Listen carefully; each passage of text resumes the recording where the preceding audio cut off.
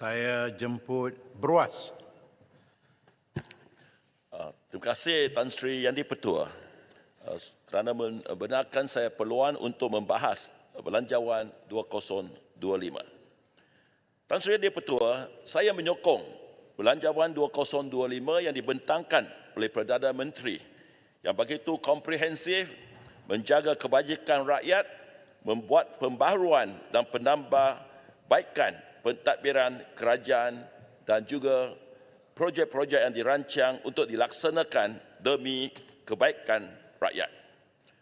Walau bagaimanapun, saya ada sedikit teguran dan juga cadangan untuk dipertimbangkan oleh pihak kerajaan.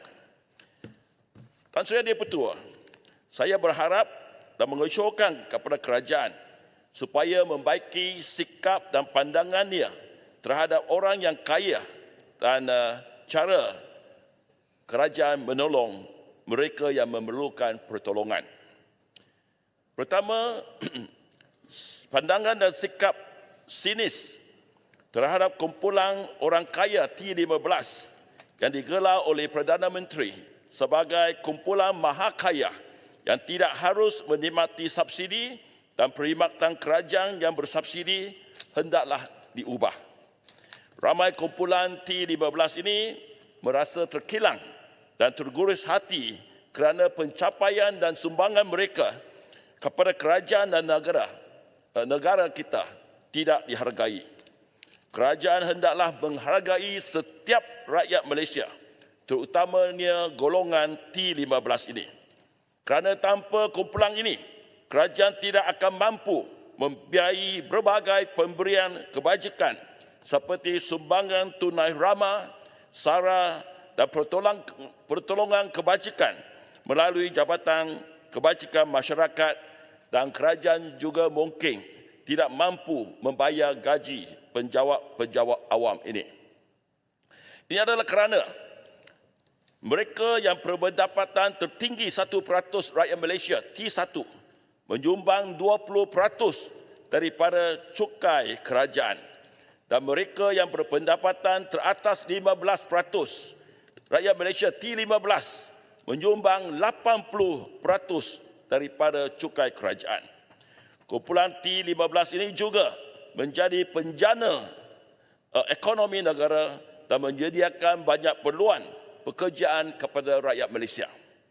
Kita mesti belajar daripada sejarah negara-negara komunis seperti negara China dan Vietnam. Pada permulaan parti-parti komunis mentadbir negara-negara ini, mereka pandang seron dan sinis terhadap usahawan, peniaga dan mereka yang kaya. Perniagaan mereka ditutup, tanah dan harta dirampas supaya diagihkan kepada yang miskin, supaya semua menjadi sama rata. Dengan izin, private enterprises and private production of food was not allowed totally. Akhirnya, semua rakyatnya sama rata, tetapi sama rata miskin. Tanpa ada kumpulan yang menjana kekayaan, apakah yang hendak diagihkan? Negara China dan negara Vietnam telah mempelajari pelajaran mereka. Janganlah kita pula yang mengulangi kesilapan mereka. Kedua, kerajaan terlalu menekankan pemberian kebajikan kepada rakyat tetapi terabai menekan tentang perlunya rakyat kita untuk selalu cuba berusaha sendiri atau berdikari. Kerajaan mesti menekankan kepada rakyat bahawa kita mesti rajin bekerja dan berikhtiar menuju kejayaan dengan menambah kebolehan dan kekayaan. Dengan izin pepatah bahasa Inggeris, give a man a fish and you feed him for a day. Teach a man to fish and you feed him for a lifetime. Adalah penting kerajaan memupuk satu sikap dan nilai yang betul kepada rakyat. Barulah kita boleh maju dan berjaya. Dengan ini saya ingin kongsikan nilai-nilai dan yang saya pelajari daripada nenek dan ibu bapa saya. Bagi saya sungguh pun mereka penuri getah, ibu bapa saya penuri getah, bagi saya sikap dan nilai-nilai berikut adalah nilai dan sikap yang betul. Pertama, dengan izin, dalam bahasa Mandarin, 不义的钱不要. Dalam yang bermaksud wang haram, wang yang tidak patut dan tidak adil, kita tak nak. Itulah nilai yang mesti kita ada. Ya, bukan saja ini bukan saja PUI ini bukan saja wang haram, tetapi juga yang tidak patut dan tidak adil. Jika nilai ini diamalkan, negara kita tidak akan ada rasuah, kecurian dana awam, dan perhubungan sesama manusia akan lebih adil dan saksama. Kedua, apabila miskin, kita hidup dalam kemampuan kita. Dalam pepatah Melayu, ukur baju di badan sendiri. Kita tidak perlu malu kalau kita miskin, tapi kita banyak cara untuk kita berjimat. Dari pengalaman saya, ibu bapa saya, mereka masak di rumah, tidak makan di luar, beli beg tepung untuk buat yang dulu dibuat daripada kapas untuk baju tidur dan pakaian ke ladang. Beli kuih bulan pada hari perayaan. Petang itu harganya setengah harga. Begitulah kalau nak beli durian, belilah pada masa petang secara berlonggok yang murah. Dan juga lain-lain cara untuk memastikan sungguh pun kita miskin tetapi kita tidak rasa miskin dan cukup untuk keluarga. Bagi saya keluarga 10 orang, nenek, ibu bapa dan 7 adik-beradik. Kita tak rasa miskin. Ketiga, sungguh pun kita miskin, kita mesti bercita-cita untuk menambah kebolehan dan berusaha menjadi kaya. Menjadi kaya itu sesuatu yang baik dan bukan dipandang sinis atau dihina. Harap kerajaan anggap untuk kaya ini satu kebaikan, bukan satu keburukan.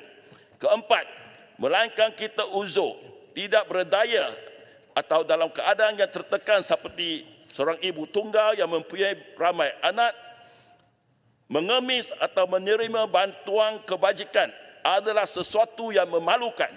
Ini setiap rakyat Malaysia mesti ada sikap ini. Kelima, apabila hendak memohon untuk bantuan daripada mana-mana pihak, termasuk bantuan kerajaan, adakah permohonan kita akan menidakkan orang lain yang dalam keadaan lebih teruk daripada kita untuk menerima bantuan tersebut. Saya masih ingat semasa kakak saya nak ke universiti, bapa hendak mohon RM600 pinjaman dari Banjong Kuting Association.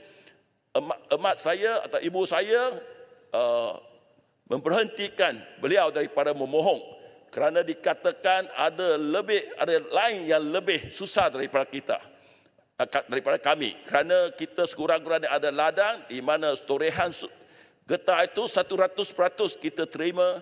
Ada mereka yang lebih miskin dan toreh untuk tauke lain, mereka hanya dapat 30%. Inilah mesti sikap rakyat semasa kita memohon untuk bantuan. Kerana saya takut sikap entitlement ini akan berlaku di Malaysia, di mana rakyat menganggap pemberian itu sepatutnya diberikan oleh mereka. Padahal kita tahu pemberian ini adalah satu pertolongan kepada mereka yang perlu. Akhir sekali, apabila sudah berada atau sudah kaya, kita kerja untuk tolong atau berkati orang yang lain. Ini ajaran ibu kepada saya selepas anak-anak dia sudah membesar dan bekerja dan mendapat pendapatan yang tinggi.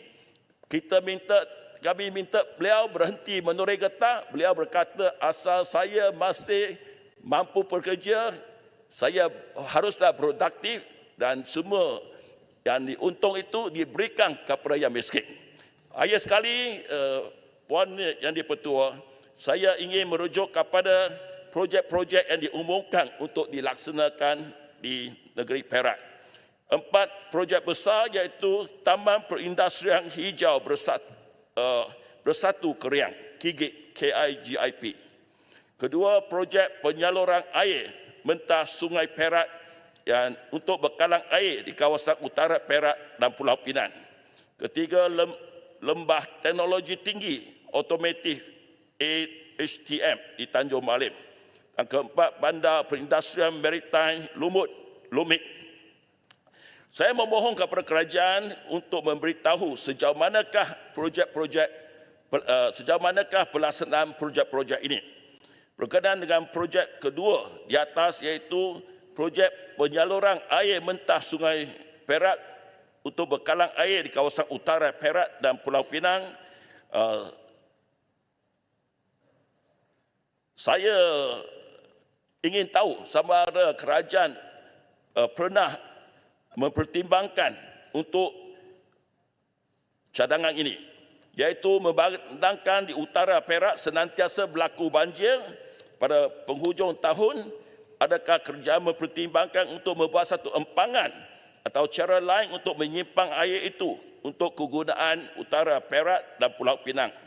Adakah ini lebih menjimatkan daripada membina paip air daripada Sungai Perak ke utara Perak dan Pulau Pinang? Dan memandangkan kerajaan sudah berumumkan bersedia untuk membelanjakan RM4 bilion untuk projek ini, adakah membuat satu empangan ini lebih baik dan juga boleh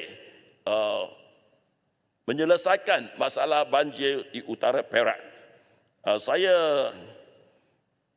Saya berharap semua projek-projek ini bukan sekadar pengumuman saja, tetapi ia dapat dilaksanakan dengan sempurna dan berjaya untuk memastikan ekonomi yang akan menolong menjana ekonomi negeri Perak dan membawa kesejahteraan dan keselesaan kepada rakyat negeri Perak. Itulah saja yang ingin saya nyatakan dan harap mendapat jawapan. Terima kasih Puan Yang di-Pertuan. Terima kasih Yang Berhormat Berluas.